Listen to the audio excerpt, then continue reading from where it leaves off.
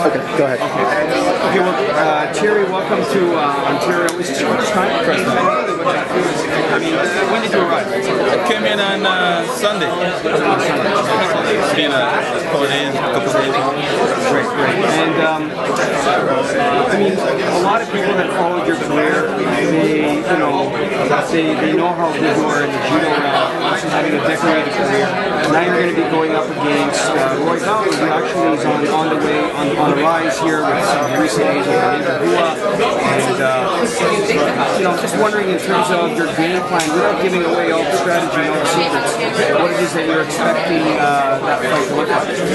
I'm going to sit on his face and fart. That's how I'm going to beat him. But what are you going to eat beforehand that's going to make the fart potent? Come on Friday, you'll find out. Great. Now, you've been training a lot with Dan Henderson and a lot of other guys at Team Quest. Going back a little, can you recount a little bit about how did that first happen? When did you first start training with them? How was the experience been? It's been great. I first started in 2004 when Dan was getting ready to fight Nakamura, judo player. So they called me trying to get somebody with some judo skill to help him out. And then I got punched a few times. I liked it, and I stuck around. And a lot of people when they see you fights, they know what to expect because they know that you're always willing to stand and bang with anybody. There's a lot of exciting fights.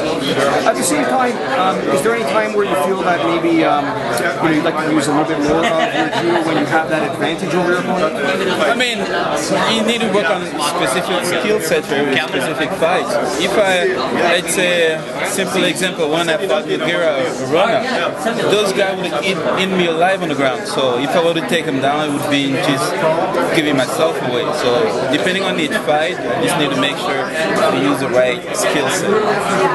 Looking back on that fight, or actually if we can go back one more fight with Rogerio, can you explain what did it really feel like for somebody walking into Japan where this was really, the Nogueira brothers were, considered gods in pride, and what really was the feeling when you were able to pull out that victory?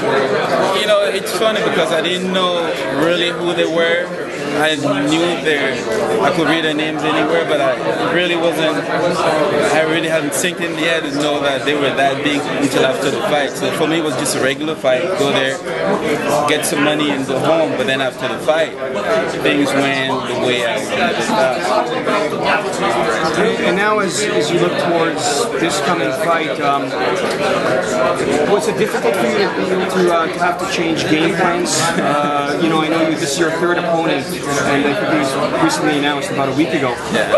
Going from a kickboxer like Martin Del Solex to Roy Boughton, who's showing some really good ground skills, is that a big challenge? I mean, it's a fight,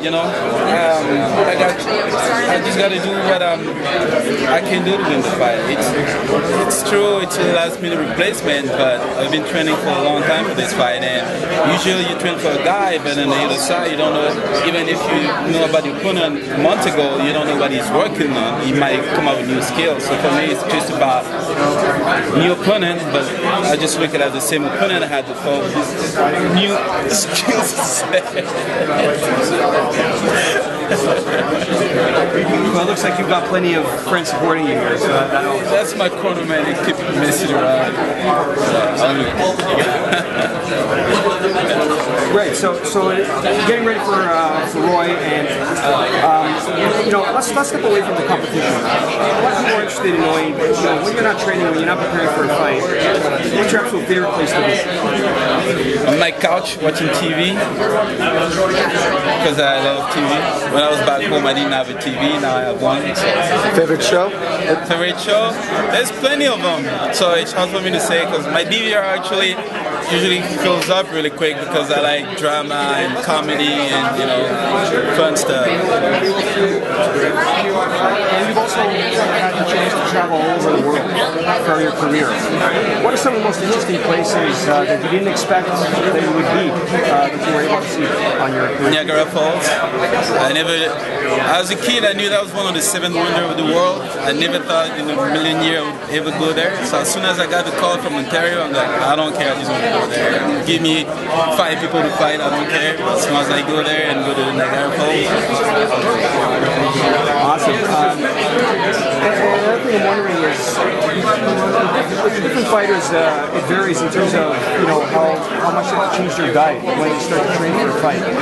For you, would you say there's a huge difference before and after a training camp? Absolutely, because I usually start heavy, so I got to make sure I cut in the long period. I used to just eat whatever and come in the last day and dehydrate, but now I try to make sure I eat right, the right timing and everything, and make sure by the time wind comes in, I don't have to go to the sun and kill myself.